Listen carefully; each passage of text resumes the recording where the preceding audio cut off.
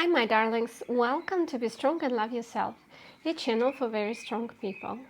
I'm Dasha Bisali, and I created this channel to share information that helps me to be happier, with the hope that it will help you too.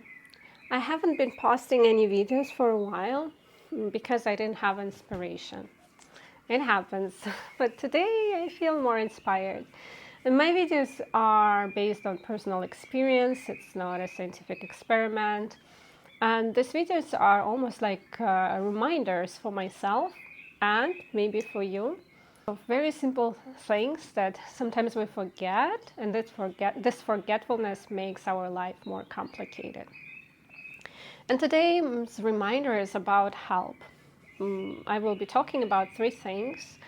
First is why sometimes we are afraid to ask for help and how to overcome this fear.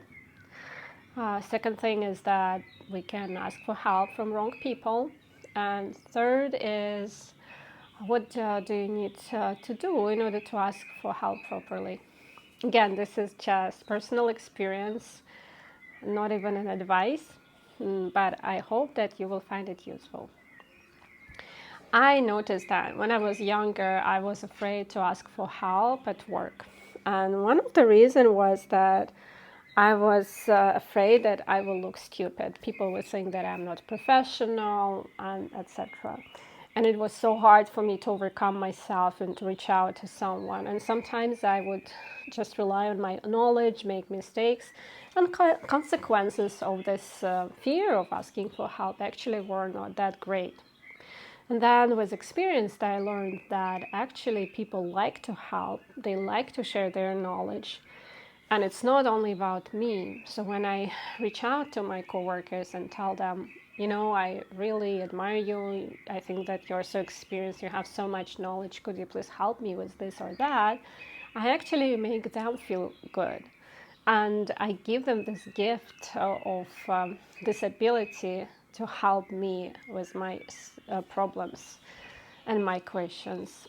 So I get help from them, and I make them feel good about themselves. So it's a win-win situation. So people are more focused on thinking how great they are, that they know something, versus thinking how stupid you are most of the times. People like to help. So don't be afraid to ask for help at work. And it's absolutely normal also not to know everything. There are some experts in a specific area, and maybe your area is something else. So you can always go to experts. I never had a situation really at work when somebody would think that I was stupid, and I always had a good reaction from my coworkers when I asked for help. But sometimes we do ask for help from wrong people. And again, I will bring an example. That in the past I had some not very good relationships, and I would reach out to the guy that I liked and ask for help when I was upset about something. And if the person doesn't really like you back, and they wouldn't help you, and they would feel annoyed, and sometimes because they don't have capacity to help, they would feel bad about themselves. So when you ask for help from people who cannot really help you, you actually make them feel bad, and then nobody wins in this situation. So when you need help, especially if it is emotional support, make sure that you ask for help from people who really care about you and who have capacity to help you, who are ready to be there for you. And if you feel like, oh, this person is not ready to be there for me, you probably shouldn't reach out to this person again. It's a waste of your time. It's making other person upset. Nobody needs that. So it's very important to to understand this. Like, oh, should I ask for help from this person or not? And don't keep doing it again and again with the same person. So how do you need to ask for help? I think that the best way, if we're talking about, for example, emotional support, is to ask for help from someone who is ready to dedicate their time to help you, and who have this time or something else, so whatever you need. And I think it's extremely important to be specific about your feelings and what exactly, let's say, triggered the feelings, what was the thing that you didn't like. So be open about your own emotions. It's actually also helpful at work. Going back to first thing, to ask for help from coworkers, is that I try to always be very specific about what I need when I work on some projects, and I reach out to experts. And sometimes I spend time to create templates that I ask them to fill in.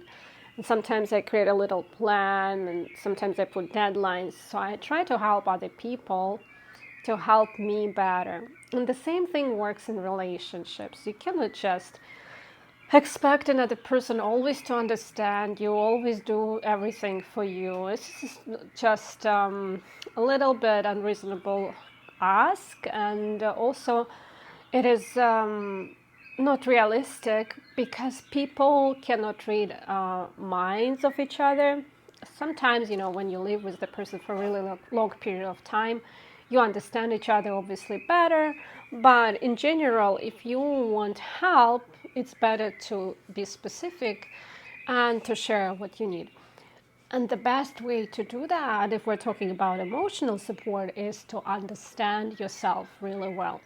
So the key is understand yourself, and then whatever you understand about yourself, you can share with the person who cares about you. And this might be very, very helpful. So now I will sum up. First, don't be afraid to ask for help just because you can look stupid. People in general like to help, especially if they have the knowledge and capacity to help you. At the same time, try not to ask for help from people who don't have capacity to help you. And when you found this person who can help you, be specific about what exactly you need. And if we're talking about emotional help, be specific of how you feel. So these are 3 things I want to talk about. Very obvious, but we forget about them.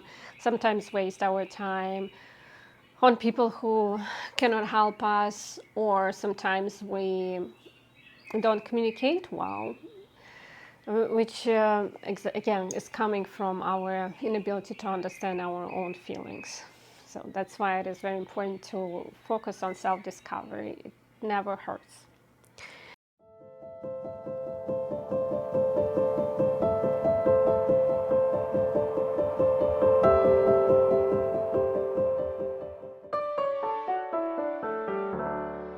In the end, I want to talk a little bit about beauty, and I want to talk about this bonding concentrate from Redken.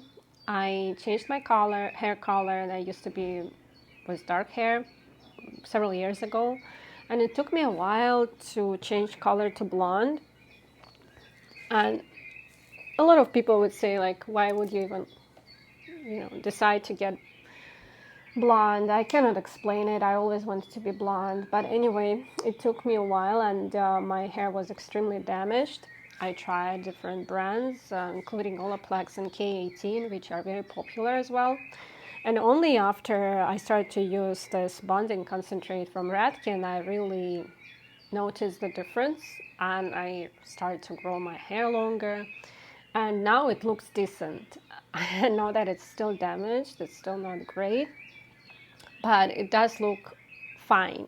It looks enough for me to like my hairstyle. Let's put it this way. So if your hair is damaged and you tried different options but you haven't tried this one, I would recommend it. That's it for today. I'm very thankful that you watched this video. I would be extremely thankful if you give it a like. And if you subscribe to my channel, that would be extremely nice. But I hope that the main thing is that I hope that this video was useful, and that you will focus on self-discovery and will be able to find help when you need it. And don't forget, be strong and love yourself. Love wins. Always.